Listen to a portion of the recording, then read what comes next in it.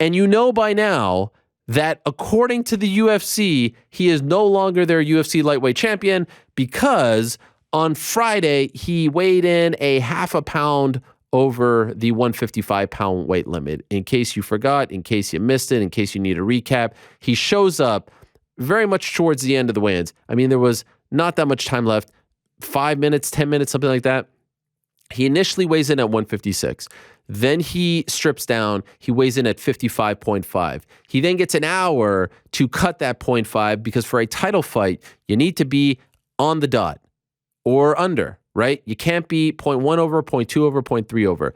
Can't happen. So he weighs in 55.5 after the hour allowance. And as a result, he is stripped, essentially stripped on the spot. But what they said was, when the fight starts, he is stripped, but he's stripped on the spot, right? And so the belt was up for grabs for Gaethje. It was not up for grabs for him. This has never happened before in UFC history, as has been discussed over the last couple of days. We've seen in vacant title fights, one guy misses, the other guy makes it, so the belt's only up for grabs for him. We've seen in title fights where the challenger misses it, Travis Lutter, Anderson Silva, Robert Whittaker, Yoel Romero, challenger misses, so now it becomes a non-title fight. As weird as that is, like, why doesn't the champion get a chance to defend his title and it counts as one of his defenses? That's weird, especially considering what we saw on Saturday, where the belt was up for grabs for one guy. We've seen interim title fights where the belt is only up for grabs for one guy because the other guy missed. Holloway and Pettis back in the day in Toronto comes to mind. Romero against Rockhold comes to mind, even though Romero lost the fight. Romero beat Rockhold, but he missed weight, so he couldn't win the belt. We've also seen once in the history of Zuffa as a promotion where the champion misses weight, but then the fight is deemed a non-title fight. We saw that way back in the day over a decade ago. Paulo Filho versus Chael Sonnen 2 in WC in Hollywood, Florida. Paulo came over 7 pounds over the weight limit, and so the fight was deemed a non-title fight. Chael wins, doesn't get the belt. And I was wondering, well, why was it a title fight for Chael back in the day, and yet it was a title fight for Justin Gaethje? Well, the reason for that is, as far as what I was told, the Florida Commission said that he was too much over the weight limit. He was 7 pounds over. He came in at 192 for 85 fight, 7 pounds over the weight limit, so they deemed it a non-title fight, unfair for Chael. He wins, he doesn't get the belt. In this case, kind of a moot point. Gaethje loses, so he's not the champion, but now the title is vacant. And I've had a lot of time to think about this. In fact, I've been thinking about it since Friday. So what is that? Friday to Saturday, 24. Saturday to Sunday, 24, 48. So I've been thinking about this almost for like 72 hours at this point.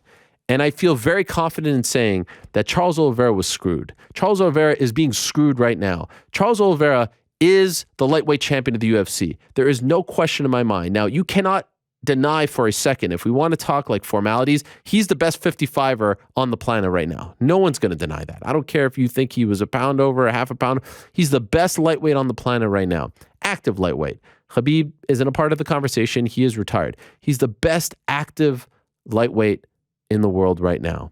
And I think it is absolute lunacy. I think it is crazy. I think it's one of the craziest things we've ever seen, that this guy shows up a half a pound over on a beam scale, not a digital scale, a beam scale, and there's no human error involved, and just on the spot, they're going to say, yeah, you're stripped.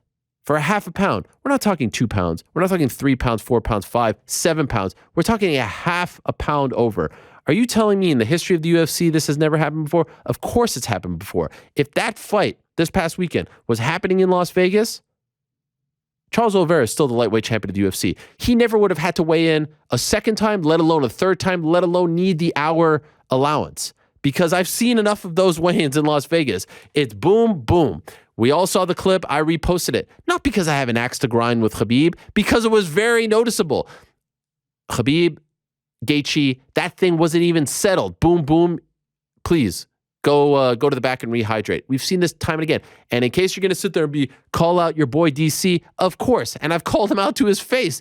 In Buffalo, he didn't make the weight. He held on to the towel. GSP, Montreal, my other boy, he was over 170 and they rounded down. So time and again, people in championship fights have been over. If you think that your favorite champion fighter hasn't been over back in the day and they just kind of rounded down, you're fooling yourself. All of a sudden, Charles gets the bad luck, the misfortune of running into a stickler who's going to be like, nope, we're going to get this on the dot. We're going to get this undone. And I'm not even talking about the conspiracy that the weight thingy was like the uncalibration and the scale and someone messed. I'm not even talking about that.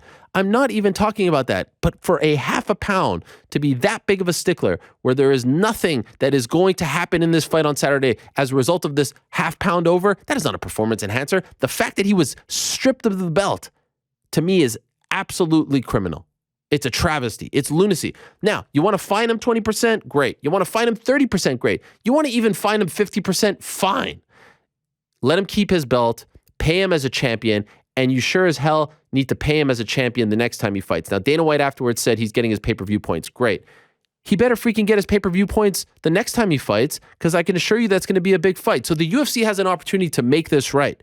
This is not a commission belt. This is not a sanctioning body belt. This is not anything but a UFC belt. They can do whatever they want with it. And oh, by the way, when Ally Quinta weighed in 0.2 over back at 223 when Holloway didn't make it to the scale for the Khabib fight, if you recall, Dana White on the record said, if he wins this fight, he's the champion. So explain to me what's the difference. Is it the 0.3? No, they can do whatever they want. It's their title. It's their belt.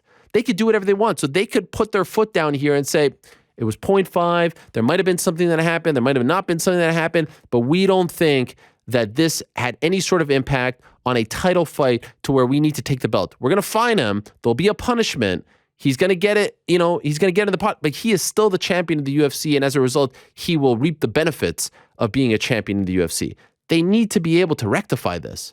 And I feel very strongly about it. And again, I'm not even going into the whole conspiracy stuff that I've heard from a lot of people in Phoenix that the scale was tinkered with, because you're going to obviously reply and say, well, that didn't affect anyone other than Charles and Norma Dumont. Well, maybe they got unlucky. Maybe other people thought they were 55 and they came in at 55 and a half. But I'm not even getting into that. But let me ask you all of this, because at the post-fight press conference, Dana White said what? He said that they are not going to have a security guard watching the scale from here on out. He said that. He said it. Go back and look. Let me ask you something. If nothing shady happened, why are they hiring a security guard to check on the scale, to be by the scale side? If nothing happened, if nothing, unscrupulous, whatever you want to say, happened, why do they need that guy in the future? Is it because something happened? Is it because he got, the raw in the deal and he happened to come in at 55 for a title fight and he's now at 55 and a half? 55 and a half on a beam scale? Are you kidding me? Have you ever been on one of those? It's hard enough to get it on the dot that you're trying to get to, like 55, let alone 55 and a half. That thing's fluctuating all the time. It's almost impossible for the thing to settle. Make it right. The guy's the champ. It was 0.5 pounds. I can't believe I'm sitting here watching people on Twitter being like, you got to be a professional. People who have never even attempted to do what these men and women do. Come on. And I'm not trying to say to keep, don't move the line of scrimmage all over the place. Of course, there has to be a line drawn somewhere.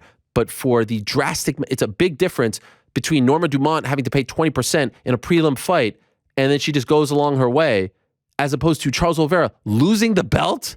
Are you kidding me? Losing the belt that he fought so hard to get to, that he's won 11 fights in a row now for. The guy comes from the favelas, and he's worked and clawed his way up. Everyone's calling him a coward, a quitter, and they're going to strip him of the belt because of 0.5 pounds. Like, what are we doing here?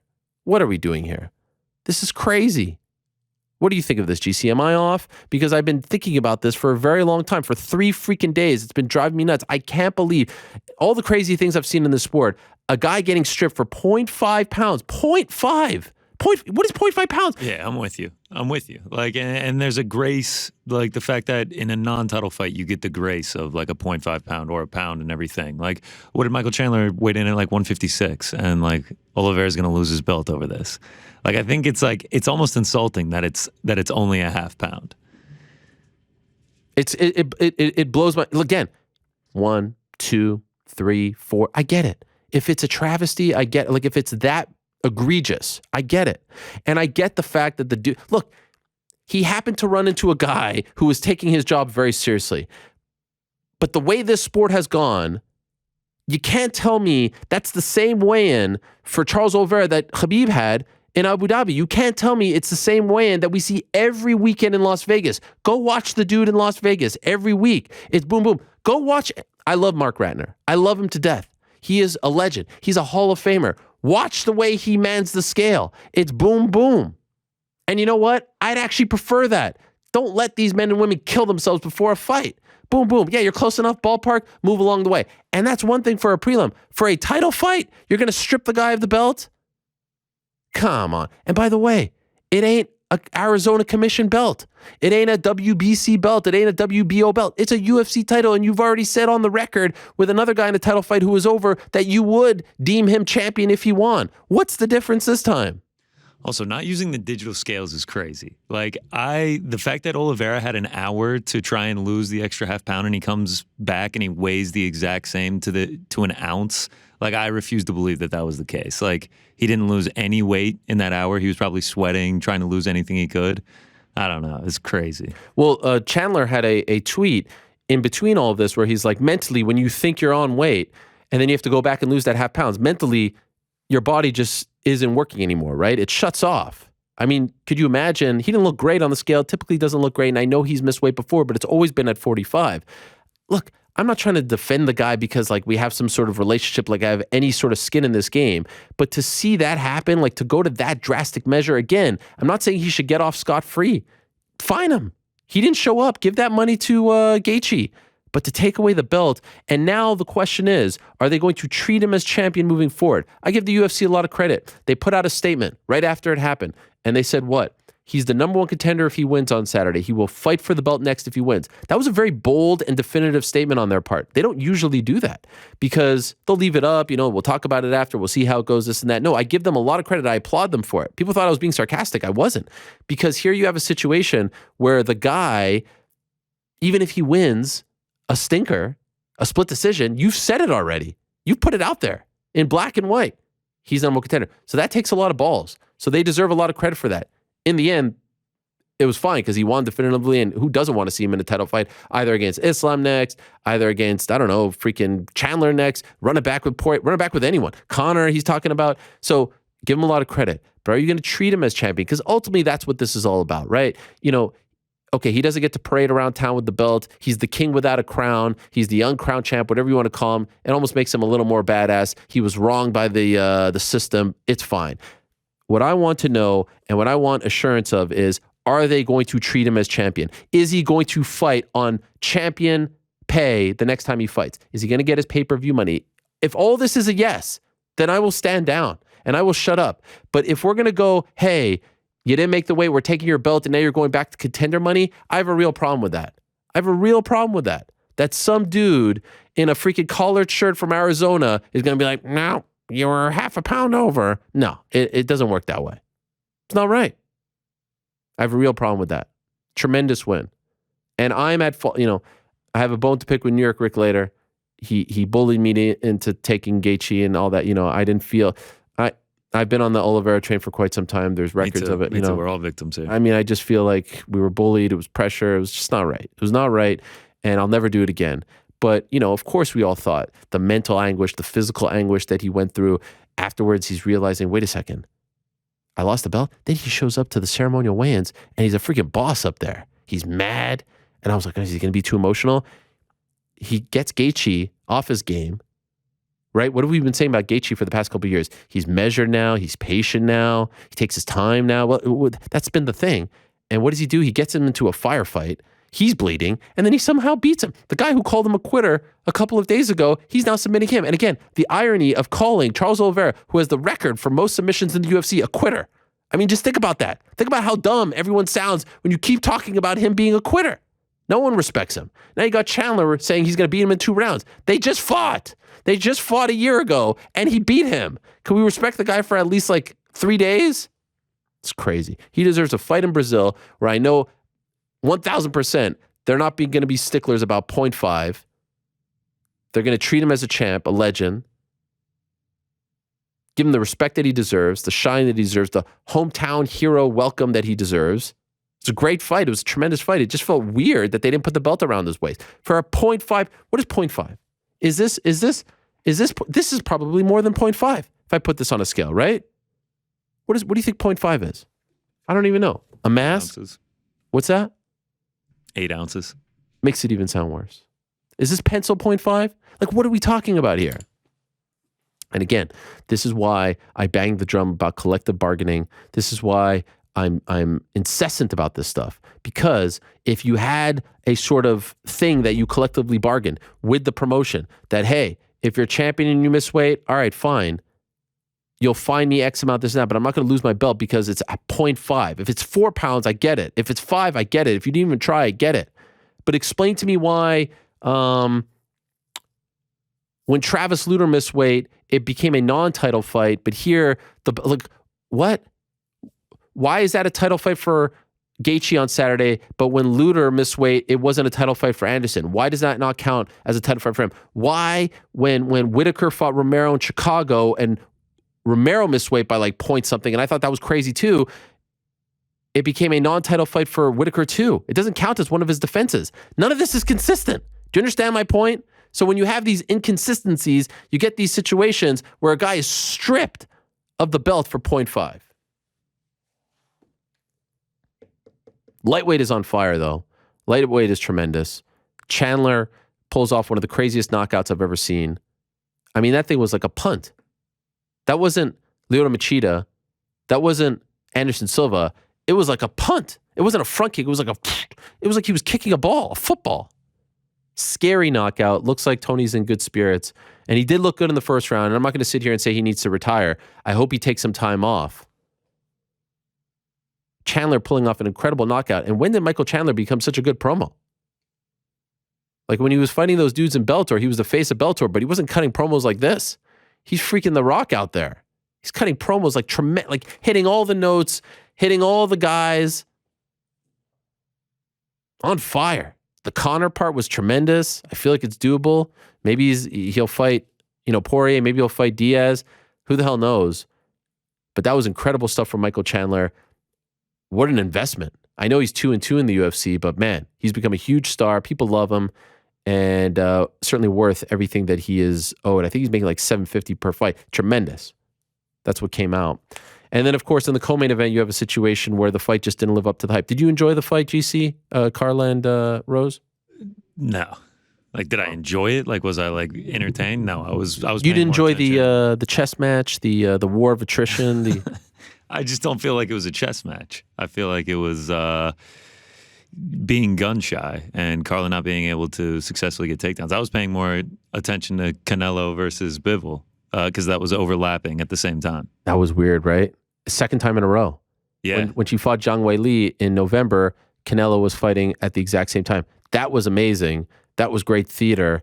And maybe I wasn't transfixed. I didn't hate it as much as the commentary. Obviously, it didn't live up to our expectations. But I do think two things aren't being accounted for. Number one, high-level fighters, and sometimes it's like oil and water, it doesn't work out. Like Romero-Izzy was one of the worst title fights of all time. Is it an indictment on Israel Adesanya? No. People still love him. He's produced some great ones after the fact. GSP has been in some clunkers back in the day. Like, this shouldn't be an indictment on either fighter, and particularly Rose, who is getting a lot of heat for it, and even had to put out a statement saying that she feels like a shit human being. Like, golly, no, you're still a legend. You're still one of the greatest strawweights of all time.